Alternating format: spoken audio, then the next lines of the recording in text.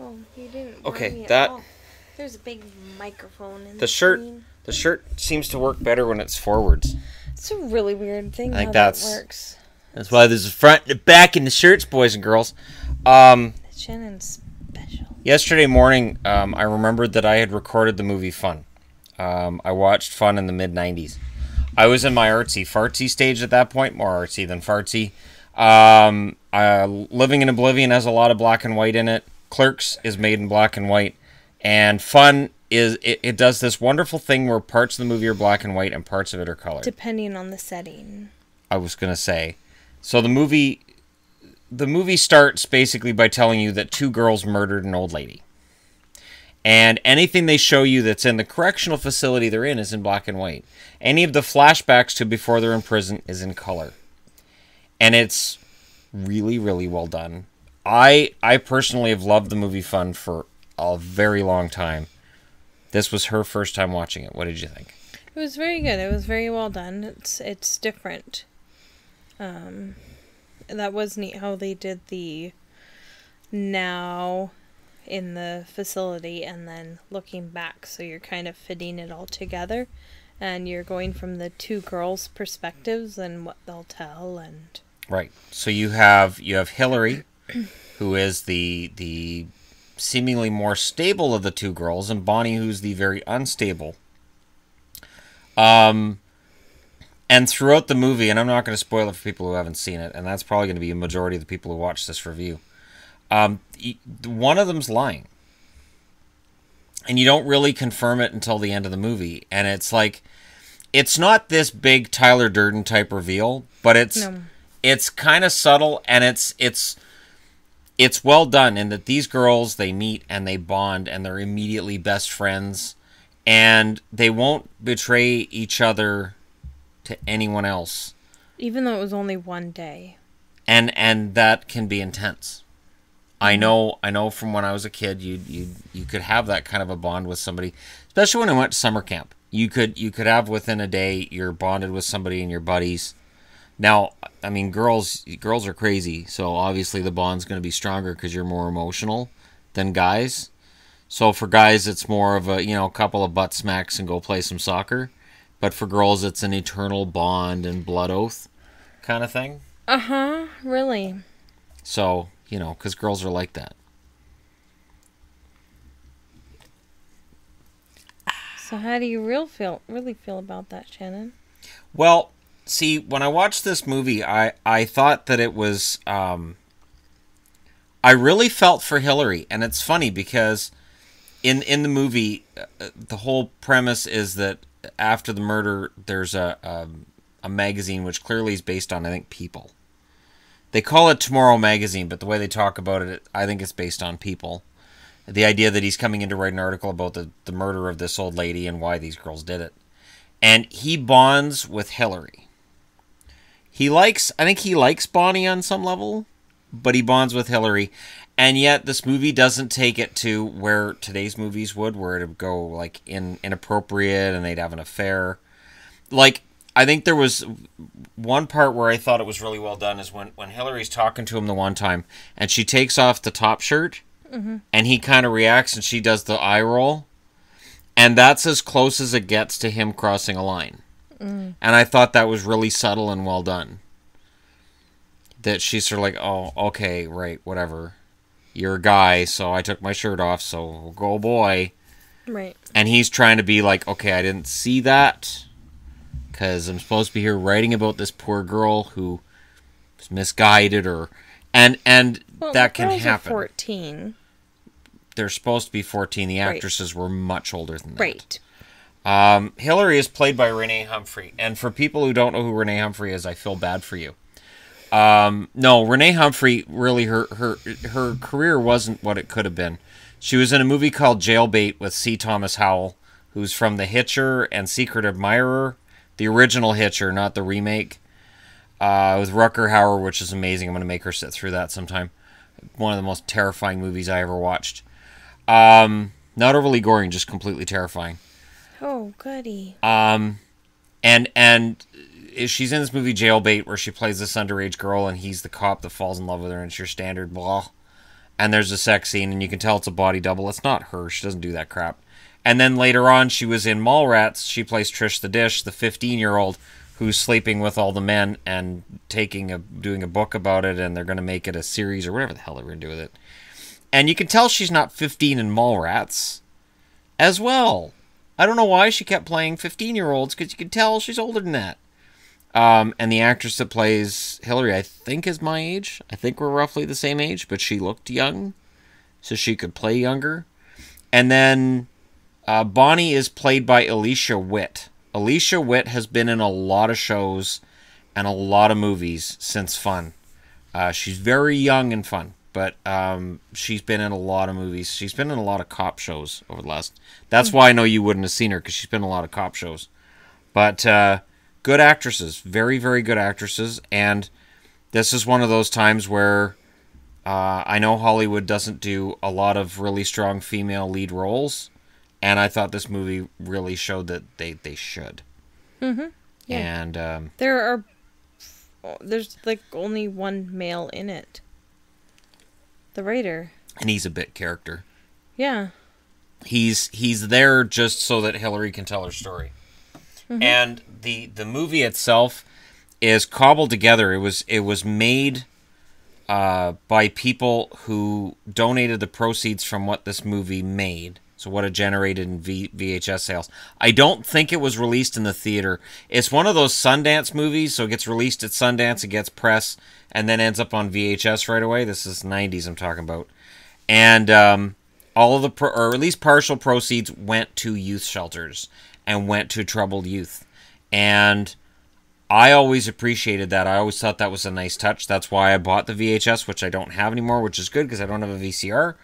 But I can't find it on DVD for less than about $150 because they don't make it. So it's a good movie, and the way that it's written, it basically takes stories of what really happens to these kids and how they end up as hurt and disenfranchised with society as they do, and just where that can drive them. And it doesn't sensationalize any of it. They tell you at the start of the movie, like, they killed somebody, and yet still at the end, the murder's pretty realistic. Yeah. Pretty, and it's tough to watch. Because they let you spend enough time getting to know the murder victim that you really feel bad for her. Yeah. Here's this nice old lady who's just trying to do something nice, and there you go. Mm-hmm. And again, it doesn't cross that line and become sensationalistic. And I'm not going to spoil it for anybody, but the idea throughout the movie is that two girls did this, and really it was one, and the other one's covering. Yeah. And, you know, that does not excuse the girl that was covering. But she was a part of it as well. Absolutely. Absolutely, she played her role, but I don't think if the knife was in her hands, she would have stabbed anybody. Right. I don't think she would have had the courage to do it. Right. True. I think she talked a lot. I think she talked a big game, but in reality, I don't think she could have done it. Right. But it's hard to watch. I know for people who've been through some of the abuse stuff that's talked about in this, and it gets into not gory detail about it, but it doesn't shy away from the subject matter that the kids that do this kind of crap are usually abused, and it doesn't shy away from it. So it could be tough to watch for people who've gone through that, but if you know, you want to see something different, this is different. Very, very different. And the woman that played the counselor, I thought, did a very good job, too. Yes. I had never seen her before in a movie. I never saw her again after. But she's excellent. And it really shows you that being a counselor in a correctional facility like this sucks. Because in one part of the movie where she just reaches into her drawer and pulls out a brown paper bag with some kind of alcohol in it, you're like, you've earned that today. You went through hell. Because she has to... In a few weeks, I think she had 3 weeks or 2 weeks. I don't remember. It may have been 2 weeks to go through all these girls that come in and decide where they go. And decide, okay, are these girls mental? Are these girls a threat? What are and then decide where they go. And it takes a couple of turns towards the end that you really don't see coming. And I'm not going to spoil them for anybody, but it's really well done. And again, it doesn't sensationalize it. And it doesn't... You feel bad for the girls, and yet you're okay with them being in prison, which I think is nice with that movie. Yeah. You know, because you're like, yep, that's too bad, but gotta pay the price. So, yeah. What would you give it out of 10? Probably an 8. I'm gonna be too generous then, aren't I? Probably. I'm giving it a 9.5. I've watched Fun so many times. And now that I've got it on my PVR, it's gonna get loaded up a few more times. That's gonna happen. Just fantastic. So if you want to come over and watch it sometime, just go ahead and message me, leave a comment. We'll have fun viewing parties. She'll make the cookies. No. And the popcorn, and she'll go out and buy all the pop. People in our house. It's fine. It's fine. No. There's lots of room. There's so not. It's fine. And it'll be fun. I think, and in closing, the one thing I'll say is that the movie's called Fun because that's what the girls call what they did. And it's not. So it's a movie that's named Fun that really kind of isn't fun to sit through. You get a little past halfway through, and then you realize, okay, that's why it's called this. Okay, got it. Yeah. Swear till that you're thinking, why did they title the movie Fun? That doesn't work. Oh, okay, I got it. And then the cover for the movie is just the two girls posing together, looking at the camera with their arms around each other. So even the cover doesn't really tell you what it's about. So the only reason that I rented it in the first place, I think, was because the guy who ran the VHS store that I used to rent from all the time, Darren, told me this is a really good movie. You need to see it. And I had learned over the years that if Darren says you need to see this, then because he recommended Clerks, and he told me Living in Oblivion. And I was like, I don't know. And he's like, Steve Buscemi, and I'm like, and sold. Steve Buscemi's the main actor. I am sold. So there you go. Fun. Renee Humphrey does not act anymore, which is sad. The last couple of things that she did before she quit, I think, were made-for-TV movies, and they were those Christian made-for-TV movies. She did those, you know, the ones. I do know the ones. You know, where your leg falls off, and then at the end you get your leg back.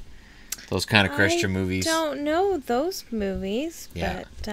You know, I done lost my leg. Oh, Jesus healed my leg. And then that's the end of the movie. I don't think that's how those movies go, Shane. That's kind of what they are. It's a Christmas miracle, my leg's back. It's not. So. No, it's not a thing. Yeah, it is. Kind of. Really not. It's somewhere in the back of the Bible that you'll get your leg back. It's not. No. Yeah, it's in there. All right. Thank you guys. Part of the Bible. Thank you guys for watching me with my shirt on straight this time. By Don't straight, he means, you know, the correct way. Yeah, you know, I got my Sasha Banks hat on, so I'm legit. All right. Thank you guys for watching. Hit like and subscribe if you're browsing your way through. You just happened upon this video. And if you haven't seen the movie Fun, we both recommend that you watch it. Good luck finding it. Yes. That's the trick, is finding it. It's from, I believe it was released in 1994. As I said, Renee Humphrey, Renee, Humphrey, and Alicia Is there a Witt. different way to spell Renee? Yeah, Rene. Renee, Rene. Sometimes you don't have two E's, sometimes there's one. Like Renee Rancourt, that was the singer for the Boston Bruins before Tampa stabbed me in the heart today and took him out. Oh, if it's male. Yeah. But not if it's female. I don't know. I think there's Renae too. I think that's one. I think I've seen that before. It's for people that don't know how to spell it. And Well, they're like, I like this name. I I'm like gonna spell spelling it names however differently I wanna too. spell it. That's why when I sign my name, I always drop an N. It's just easier. What? When my signature, I drop an N. You know, between the two of us, there's a lot of N's in our names. I know. A lot. That's why together we're Siobhan. If we include my middle names, it's even more N's. And more V's. You don't have any V's. But you do. I have 2. See? She's got V's for both of us. I have 2 V's. There you go. So you guys learned something today, too. If I use my old last name, I have 3. Don't do that. Don't do that. Just stick with my last name. You haven't changed your name legally yet, though. I know. You got to get on that. It's a lot of paperwork. Alrighty. So from Mr. Skeins and whoever she is, thank you guys so much for watching. Just random girl. Girl person with purple hair. It's only kind of purple. Half purple. It's the color purple. That's what that movie with Whoopi Goldberg was about, right? It was about hair being colored purple. Yeah, that's it. I thought that's what it was. That's why I didn't watch it. I don't care about hair dye. Right. Anyways, thank you guys so much for watching. I'll talk to you again soon.